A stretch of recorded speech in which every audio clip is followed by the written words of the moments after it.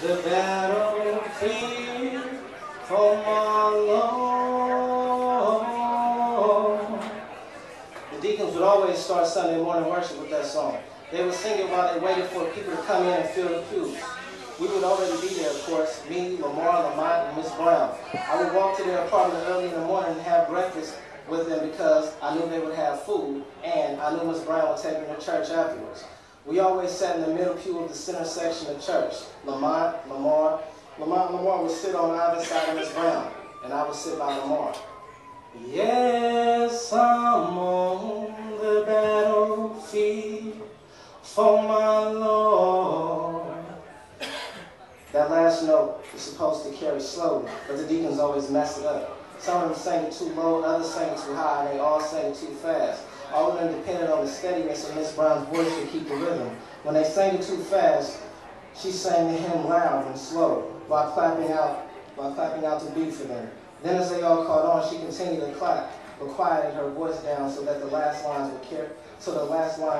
only we could hear her humming.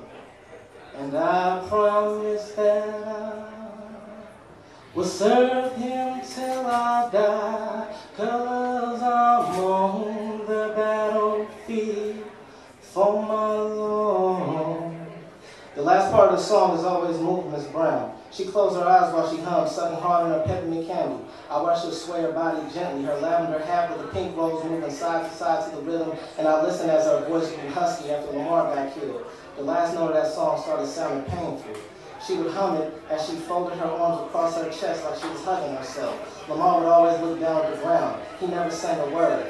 He had a Sunday service routine that he would follow. During 8 a.m. worship, he was silent and good. Then during 11:15 a.m. worship, he would twist and turn in his seat. He would bend up a Martin Luther King church fan, or keep trying to talk even though Miss Brown told him to be quiet. If it was communion, Lamar would spill the blood of Christ on the church carpet.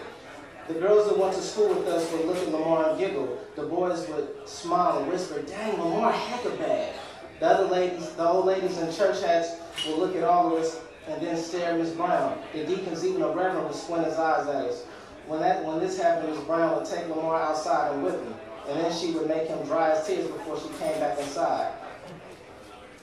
"Cut that crying out. I don't allow no punks to sit with me," I could hear her telling him. At even the worship, he wouldn't move at all. He would just sit there with his head in his hands, looking straight ahead. "I hate that fucking church," he would tell me in the darkness of our room once Miss Brown had gone to bed. I had been living there for less than a year, but it was enough time to hear Lamar say that he hated everything. He hated 5th grade. He hated our teacher. He hated school. He hated our apartment. He hated the people who killed his older brother the year before. He hated his father for beating on his mother when he was little. And he hated the church. About twice a week, the Reverend would come to our apartment to discuss church affairs with Miss Brown. He never said much to us, but when he came, as soon as he got in the door, Miss Brown would tell us to go outside and play. Lamar hated that. When we got outside, he would kick the Reverend's Lexus as we walked past it, and when we started playing, Lamar would always pick a fight with somebody, and if he was losing, I'd have to jump in on his side, or Miss Brown would whip me for being a punk. When the streetlights came on and we had to go back inside, he hated the look on his mother's face. He hated the thick, stale air in the apartment and the smell of cologne that the Reverend left everywhere. And he hated the way the Reverend's wife looked down her nose at us when we came in early for church.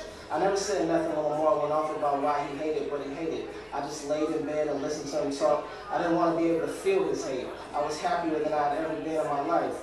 I liked school because I was pretty good at it, and a teacher like me. I think she felt sorry for me because she knew my parents were addicts, but I didn't care. I liked the extra attention, and I loved church. I loved that we went to church together like a family. I loved the whole Sunday atmosphere because the avenue was completely different. It was like the streets got cleaned up. It was always crazy to me how when we left the house to go to school, dudes would already be posted up on the block, hair uncombed, clothes dingy, faces ashy, and lips dark from smoking weed. When Lamont was alive, he was one of those dudes on the corner every morning. And then in the afternoon, when we got back from school, he would be in the same spot doing the same thing. But on Sundays, it was it would be nothing but church folks spilling out in front of the liquor stores, in front of the beauty salons and the barbershops. Each congregation represented for their small church, but everybody would be smiling and everybody was happy. I mean, everybody. The church sisters in white dresses, the young church girls in their flower print dresses, even the men laughed and joked. They wore Paula shoes, leather jackets, and silk ties, not clip-ons like me and Lamar. And they talked to each other, shook hands, and they always smiled. On Sundays, all the thugs would either stay inside or put on a suit and worship. Lamar said the whole scene was hella fake, but I felt like it was so necessary. I felt it more than anything else. Back then, I just knew I was going to be a man at the church when I grew up, but I was young. I had no idea